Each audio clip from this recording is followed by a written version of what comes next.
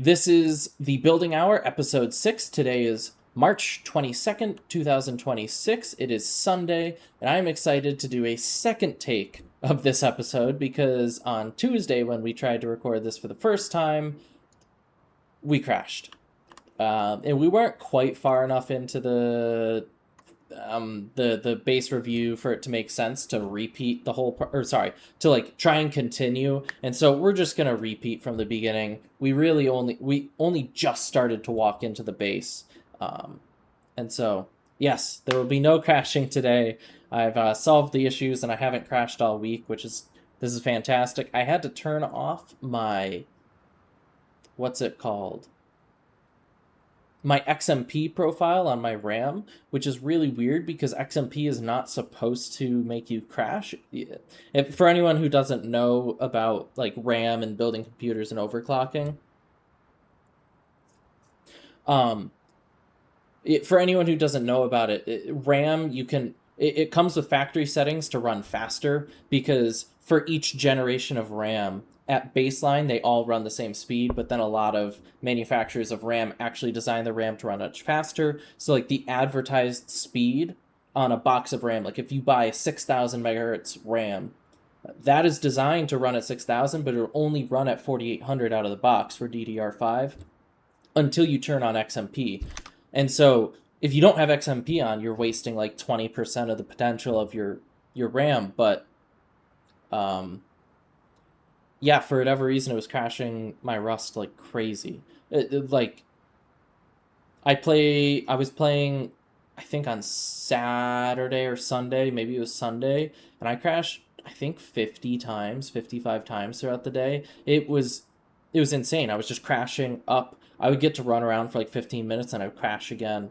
I can load really quickly, so it didn't kill me most of the time, but it was really quite frustrating, if you can imagine. But yes, we are going to redo the base review of the Cipher. Yeah, the Cipher by Spinky. It's a solo duo bass, and I believe it's a 2x1. Yes, it is a 2x1, and so it's great because it's a 2x1 expansion, and we love 2x1 expansions because everyone builds 2x1s. And it's by Spinky, which means number one, it's a fantastic bass, and number two, it's going to have really good one-way retakes, which we were just talking about if you were here before we got started with the show, and it's got really good internal retakes usually.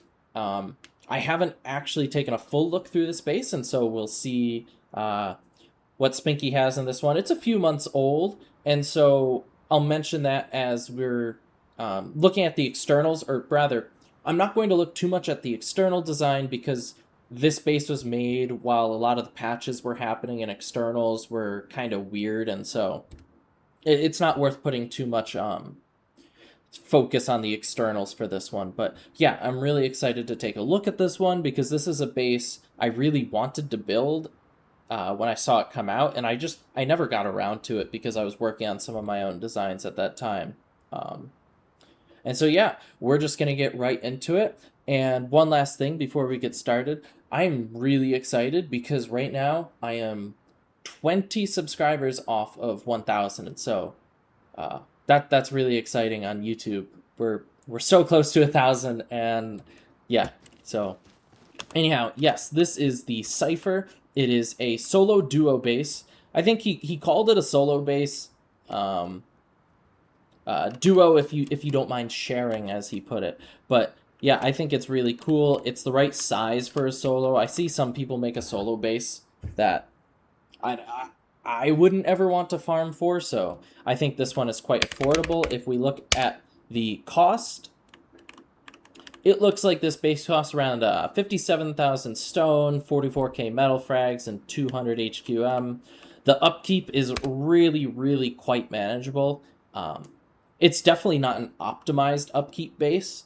For that cost, you should be able to get the upkeep down another 30-40% lower.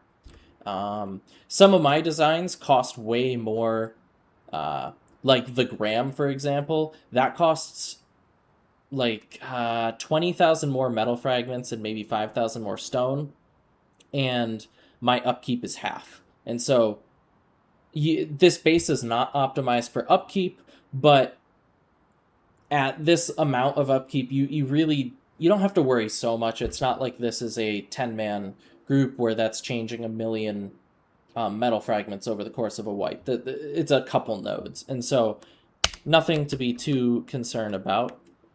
As I mentioned just a few minutes ago, I don't want to focus too much on this external design. This is a disconnectable external. Definitely not the most optimized one out there.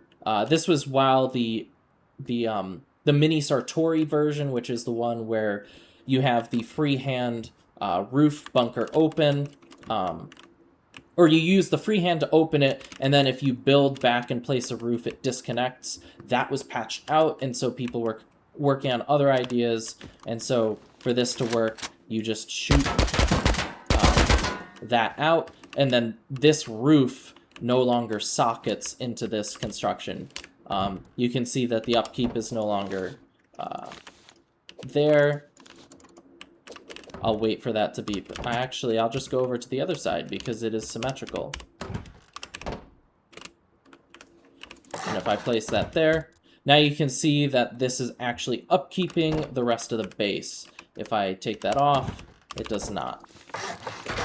And that is because there's this neat thing where the roof doesn't actually socket halfway through a wall. So if you have this wall placed on the half wall, it works. Don't get this backwards. If you put it like this,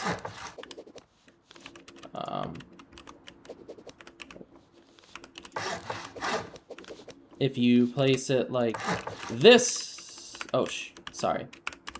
If you place it like this, sorry, now I've got it correct. If you accidentally place it like this, you will never be able to disconnect this, and so you will have to just break this TC, and so there's no point in making this design. But the other downside of this external design is with the garage door and the window, you need a tier 2. And so if you don't get tier 2 on your first day, which is not a given, I've definitely had some wipes where the monuments are just always run, and by the time we get there, like, we just wait outside trying to do the puzzle, and people just keep getting to the puzzles before us.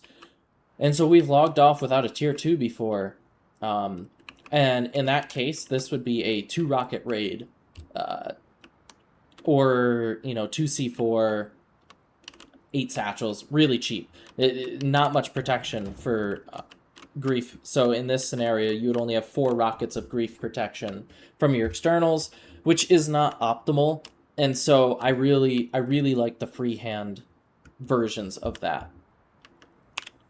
Coming into the gatehouse, we have single door, double door, airlock, which I always love. One thing I don't love about, or one choice I don't love, is that they went with the doors swinging outwards.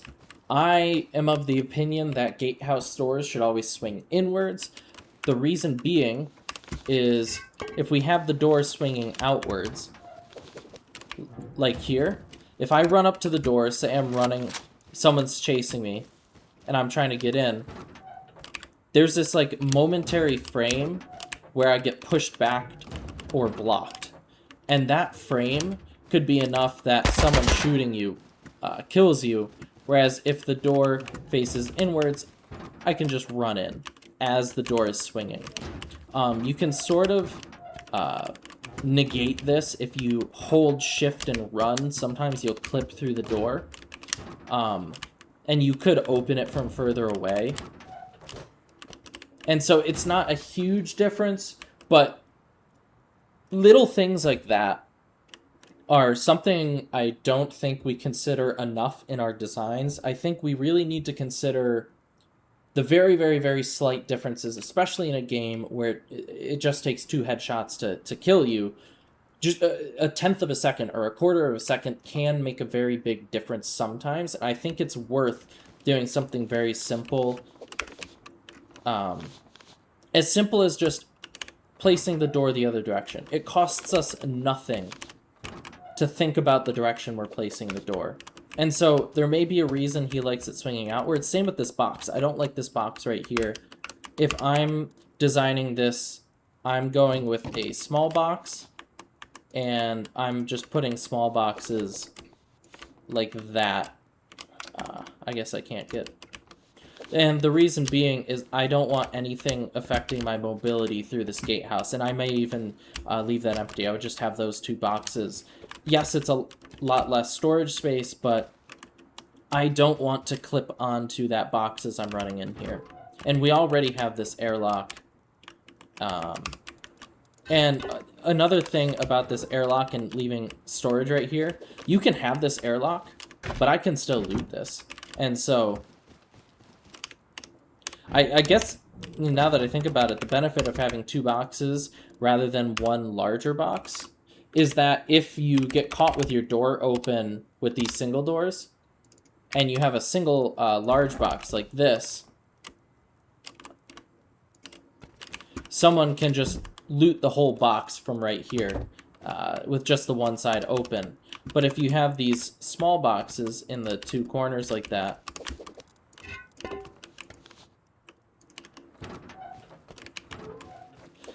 and somebody can loot this one, but they can't loot the far one. And so that's just another thing to think about. There's so many little details that can go into designing a gatehouse or something like that, but I think these details are really important because imagine I kill a full metal kit during a raid and pop it right here or over here, and then later I get killed while running in here, and somebody can come up and just loot the box and get all of their boom back or the whole kit back. That is such a big swing in the events.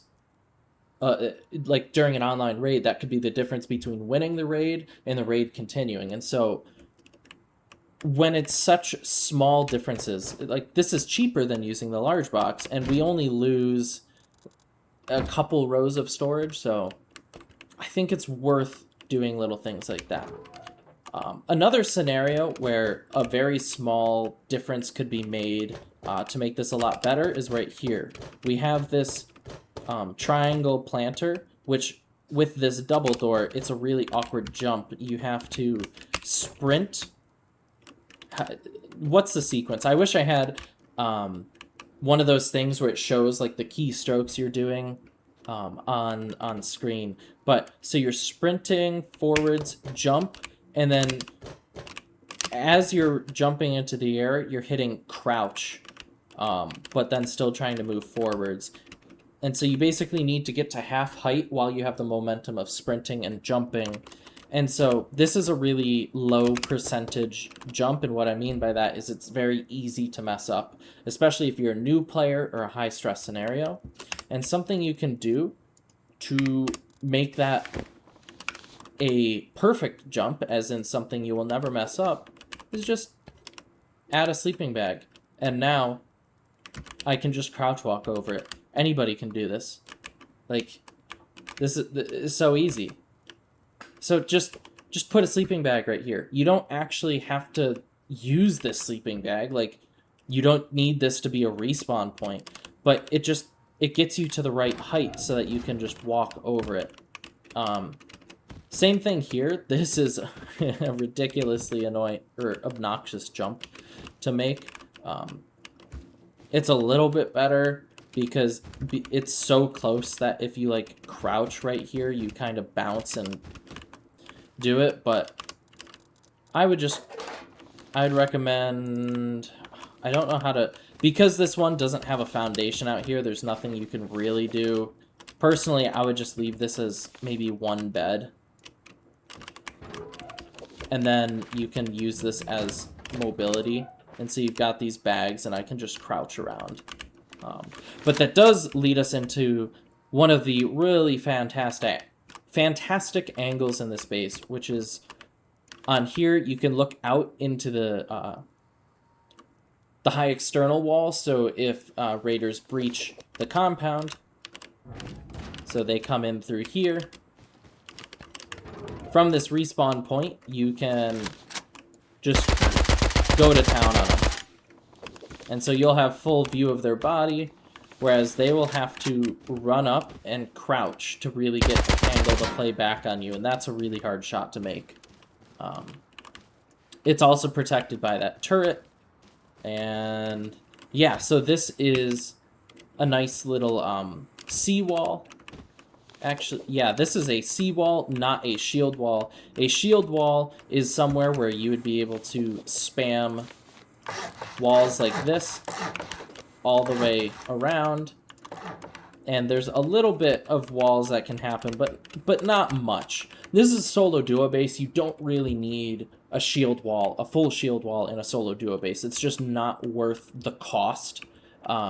It's just over designing when it comes to a solo duo base. Whereas this is a shield wall, or sorry, a sea wall, which means that if they break through these wood walls, they have to deal with the turrets and then either ladder over or blow into this. And so it's just a mobility restriction tool to keep raiders from flooding the entirety of your compound during an online raid. So it's really helpful, and setups like this sometimes will save you during an offline raid just because raiders could get killed by the turrets. Say you have traps in the base itself. If they take like kind of if they try to dash past the turrets, get into the base, maybe they're top downing you, and die to a shotgun trap, it's harder for them to get back into the base. And so seawalls are great, and especially that turret angle is really good, and it's protected by the chain link. This turret is even better because you would have to push all the way up to here to be able to get to it. So I really like those turret placements for the compound, really efficient. I really like this airlock. So this is a scenario where the door opening outwards is the correct decision.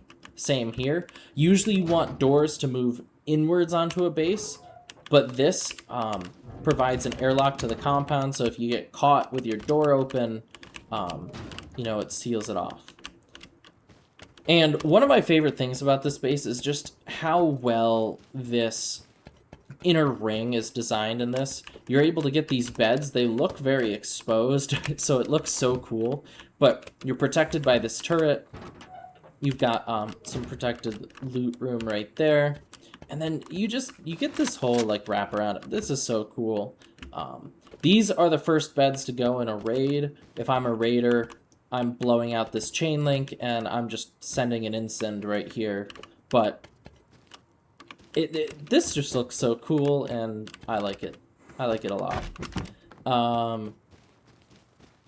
Yeah, so I really love this compound design. The one downside to it is it's asymmetric, and so because this is used for a bedroom rather than more peaks, because we need some way to get into the base, this isn't able to be used as a peak, and so it means that there is a dead zone where raiders can come in and there's no peaks against them. There's just that one turret and then full face checking through here. And so that's the one downside to this compound.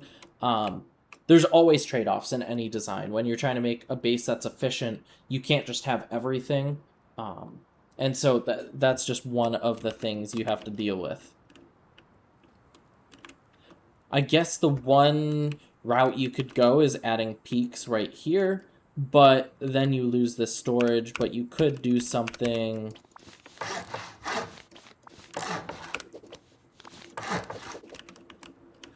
I could see... Can we get coverage?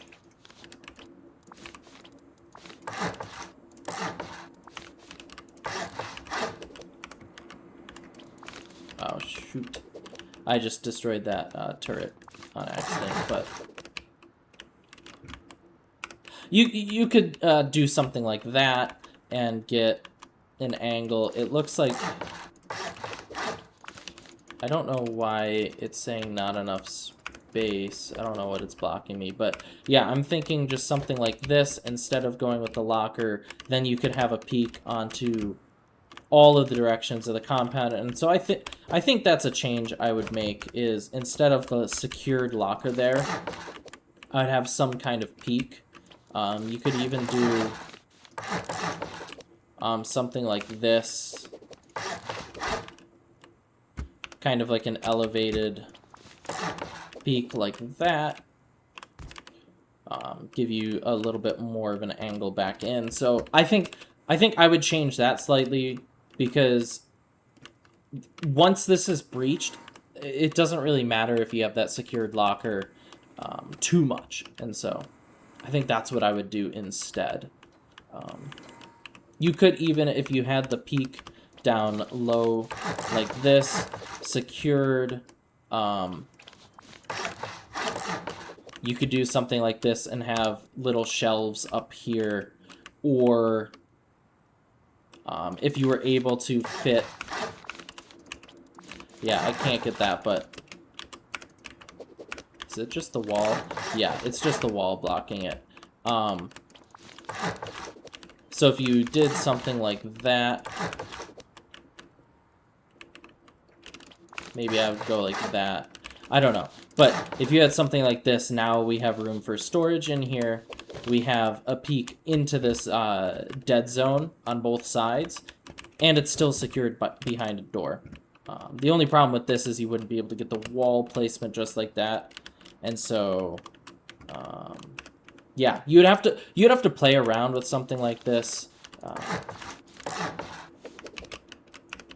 If I elevate it up like that,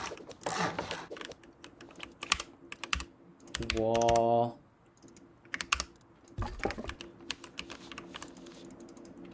it is blocked by the wall frame, but I wonder if I can get the wall frame if I do it after that placement. So if I do that, pop that right there. Okay, no, so it's not gonna work like that, but I just wanted to see if you could get the angles back into those dead zones of the compound, because I think that's one of the biggest weaknesses of this compound design. Otherwise, it would be perfect. And then still have some kind of secured storage space in case you kill a raider. Say a raider's laddering over with rockets, you kill a raider, you want somewhere to drop that kit into the base. And so it's nice to have secured points like that. But let's head into the base. We've been outside for a long time now. We've got a triangle staircase jump up. I like this jump up because I know that if you look at the right side, it's really easy to do, and it's nice and simple. It's not like a furnace. There's just something about the furnace jump up as a main entrance that I don't love, but this is a jump that is harder to make than a furnace jump. It's a little bit faster if you get it correct in terms of mobility, moving around, especially with the doors, because I can jump, close, and just go right up, and it ends up being a little bit faster than if I go with this guy. This is the alternative that many people use, and so if I have that, I can't jump from outside and get on top of it. I have to come in, crouch, and then jump. And just to compare it back to back, here I can, if I get it correct, I can just jump and I'm already up. And so that's just a very, very small mobility thing where I have to run forwards, crouch, jump. And so there can be, once again, like tenths of seconds. But tenths of seconds add up, especially if it's a tenth of a second, 10 times throughout your base, 100 to 200 times throughout the wipe. That's minutes. And that's only if it's like very small. There are other mobility things that people do in their designs that take up more than just a tenth of a second. If you ever mess up a jump, that is a second or two. And so this tens of minutes can start getting added to doing everything that you want to do throughout your wipe. And with time being the most valuable resource that you have in Rust, doing things to optimize for your time, I think are worth the effort of just thinking about it a little bit. And so coming up, this is pure mobility. So it looks like mobility all the way stacked vertically. I do like having it like this. It's very quick to get to the floor that you want to. And Bayesian Analysis was asking before we started today about one ways into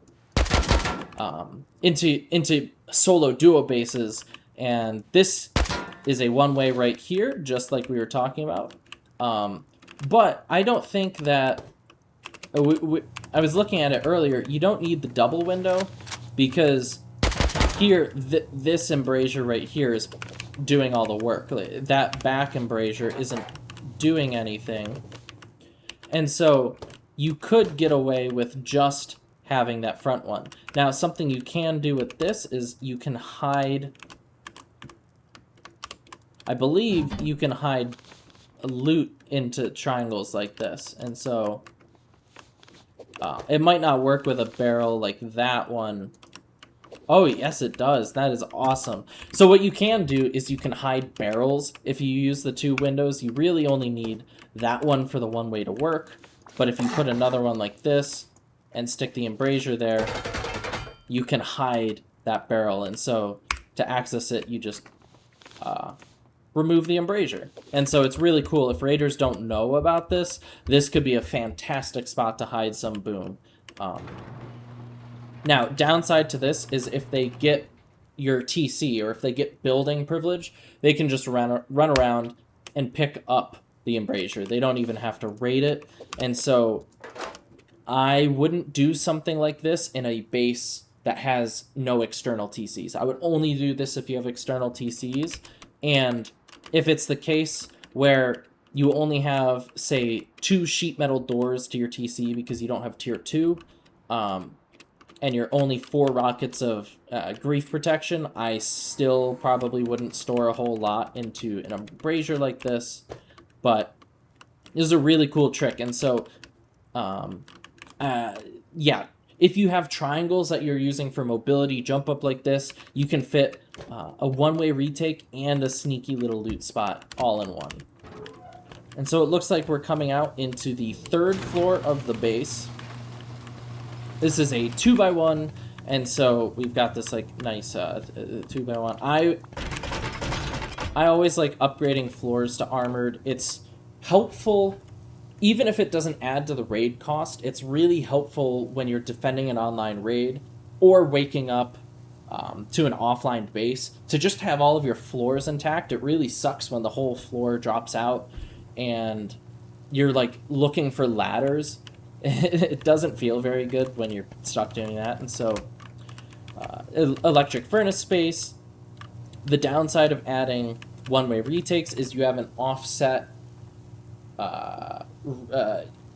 window in your walls, and so you can't add like doors or anything proper. And so I think furnaces are the right call to go there. And I guess symmetrical is good. It's a little bit overkill, so I think there is, or what am I trying to say? You could go with just one of these retakes, although it doesn't actually see everything if you only have one, because it only covers the one square. Okay, so you do kind of want both of these, but they're still good nonetheless. And it looks like the mobility comes right out into the shooting floor, which I like. This is a full wraparound shooting floor, and so you can run all the way around, which I really like. There's an opportunity here where you could use my roof retake module if instead of this, or maybe not. What's it getting blocked by? It's getting blocked by something. Oh, this right here. And maybe something else. I can't tell. But you could, instead of leaving this big opening, you could stick something like that.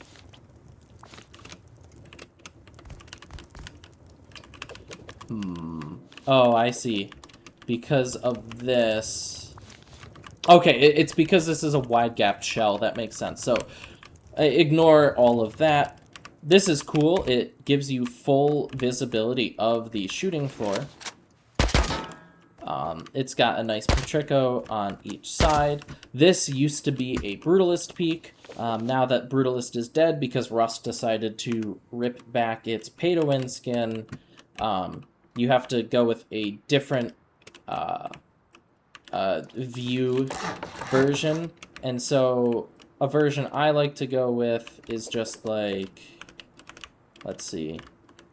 Oh, I've got this half-heighted. So if I just go boom, boom, boom.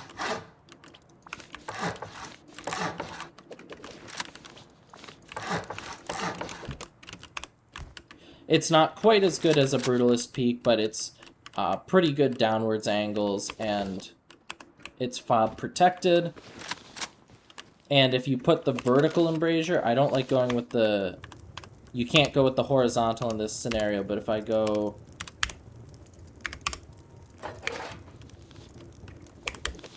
This is a pretty tight angle to work with. So if a base you're looking at has this kind of central, like 3-triangle Brutalist peak, this is a good alternative. Definitely not as OP, a little bit more expensive, but it works, and it works pretty well. So we've got really nice downwards angles. You can't fall through this. You'll kind of drop down a little bit, but you can't actually fall all the way through it. You just have to remember to do like a little bit of a hop, or else sometimes you get a little bit stuck in those.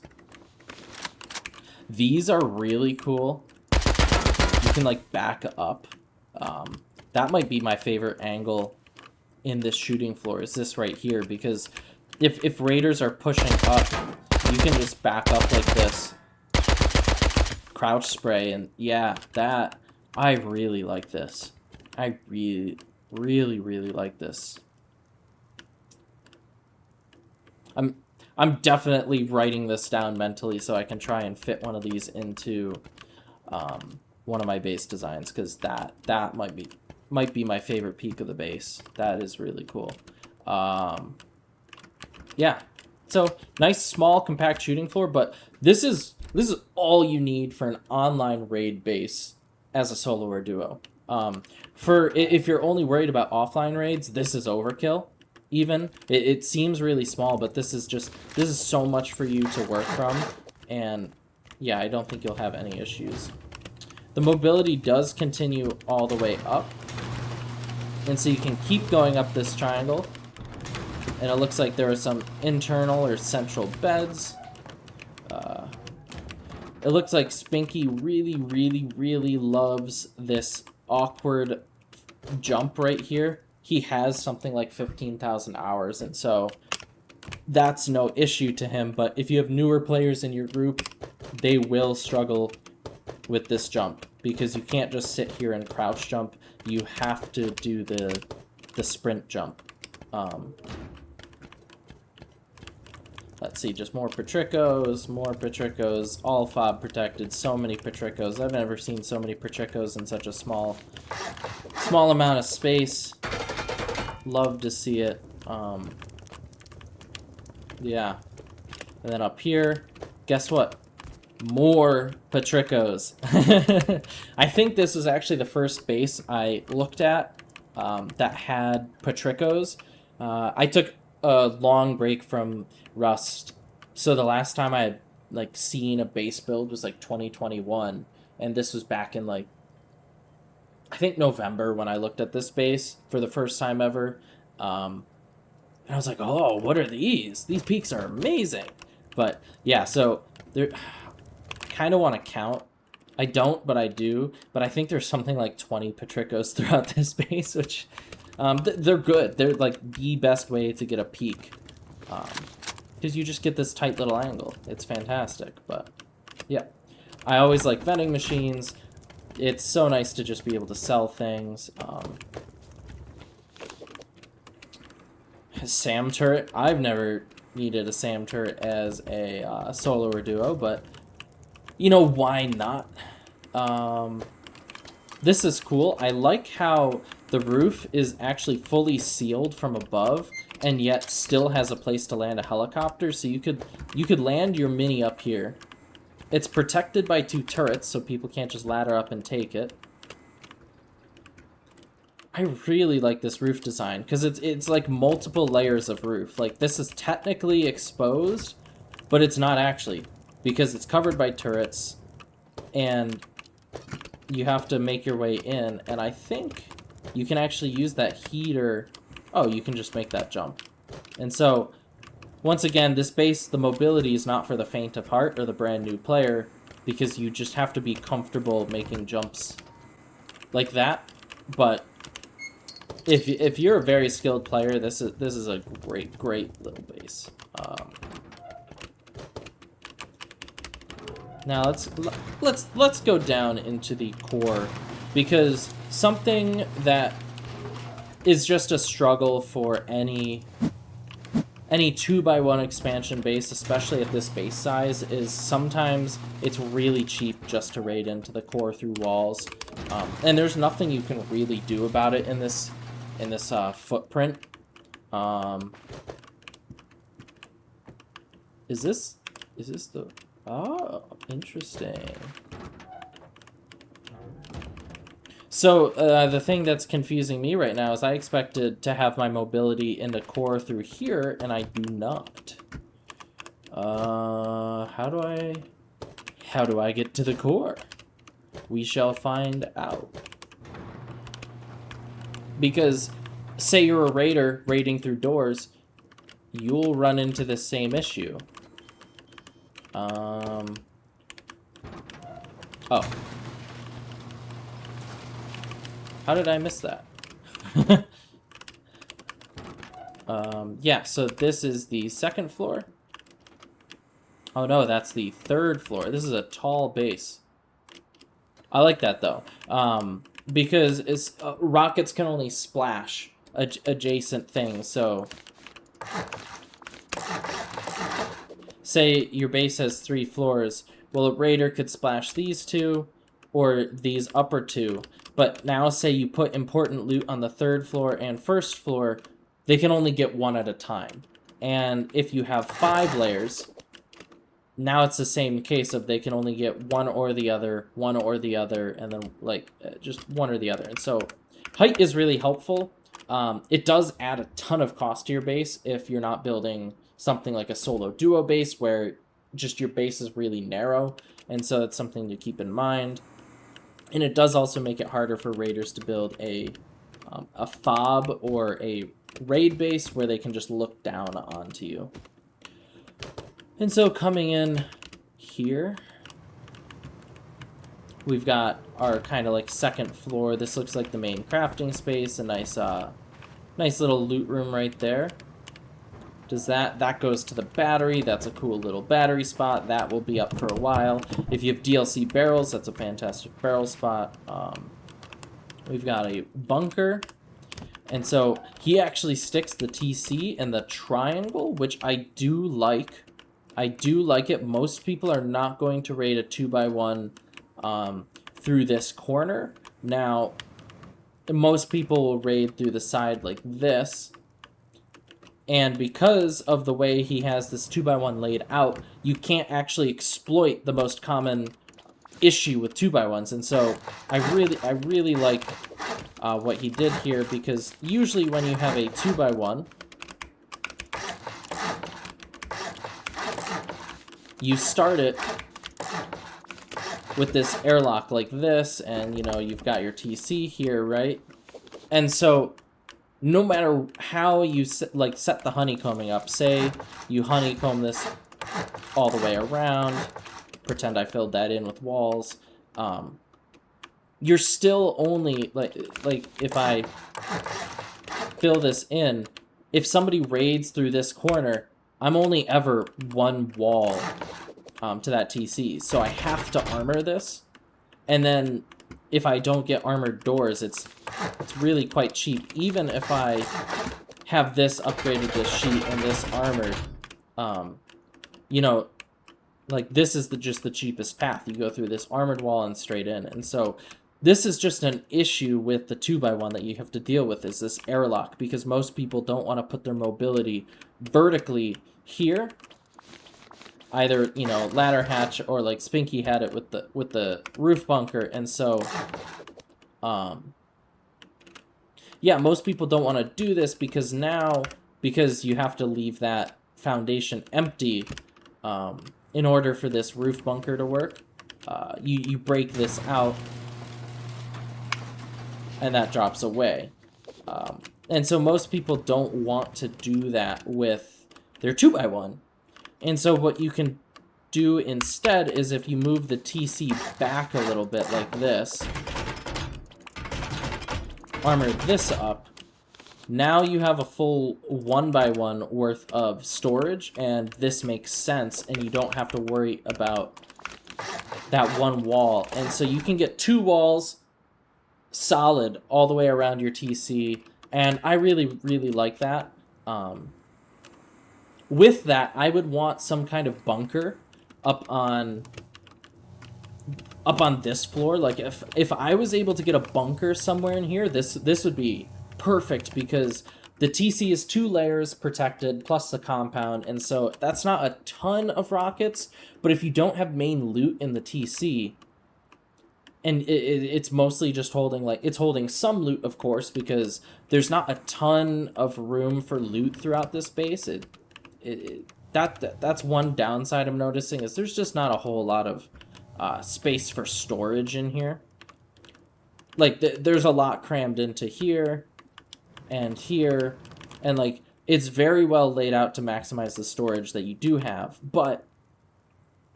where was it going? Oh, if there was bunkers up on the 3rd or 4th floor, then this base would be like 50, 60, 70 rockets to get all of your good loot, especially if you use your externals for some loot. So yeah, overall, I freaking love this design. It's fantastic. There's very little things I would change. One of the biggest downside is it's got a lack of just raw, pure storage. And so if you have a really great wipe, you'll have to be selective with what you take home, or just get rid of a lot of stuff like your tier 2 guns, especially if it's going really well. Or you could throw a lot more storage up here, because this is semi-protected. Maybe instead of beds up here, you can throw down a lot more loot space. Maybe you could put a shelf here.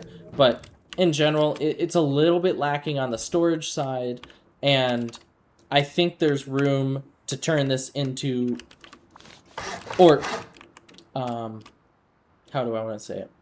The compound has a couple of blind spots where you don't have an angle to shoot from, and so I think there's a way to make it so that you can cover those blind spots just by making small changes. And so overall, I love this base design. If you are looking for a solo duo base, I would highly, highly, highly recommend playing out of this one. I've never had the opportunity to do it myself, but it seems very fun to play out of. The one thing also being is, if you're a brand new player, I might not recommend it, because you have to make a lot of awkward jumps for this base to serve you well. But yeah, this is a really, really cool base. And if anyone has any questions on the base, go ahead and ask them now. I'll answer some questions in the comments, and then we will get on to the second base for today. I am doing back-to-back reviews today because my stream crashed earlier in the week, and I really wanted to do... I want to try and do at least 2 reviews a week. I want to get that number up to 3 or 4, but I'm a grad student, and I TA a course in the evenings, Monday, Wednesday, and so I don't really have the time to stream on those days. And then, yeah, so yeah, if anyone has any questions, I will go ahead and answer them now. And then I have another base written down that we can go through shortly.